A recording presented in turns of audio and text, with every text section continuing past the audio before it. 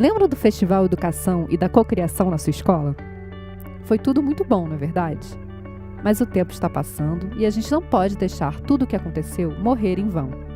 Pensando nisso, criamos o Ideias Grito, um dia de atividades para você colocar a mão na massa e aprender como implementar cada uma das ideias que surgiram em tantos espaços diferentes. E como vai funcionar o evento de hoje? Você vai encontrar aqui 9 tendas temáticas, com oficinas para escolher e participar. Em cada uma delas, você vai co-criar com um especialista a melhor maneira de fazer a ideia acontecer em sua escola. Os temas são os seguintes: leitura, ampliação das bibliotecas e troca de livros entre alunos. Aulas fora da escola, passeios, estudos do meio e aulas em outros espaços. Novo espaço escolar, pintura, colagens, grafite e outras formas de expressão. Uso de expressões artísticas, música, teatro e dança para mudar a dinâmica das aulas. Feira de profissões, como as profissões funcionam na prática.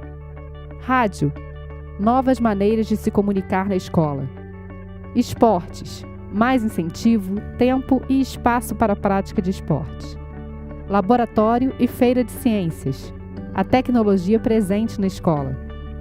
Customização do currículo, mais liberdade de escolha nas aulas e cursos. As atividades são para você e pode participar de quantas quiser. Agora, mãos à obra e conte com a gente para o que precisar. Estamos aqui para você. Ideias Grito, o empurrão que faltava.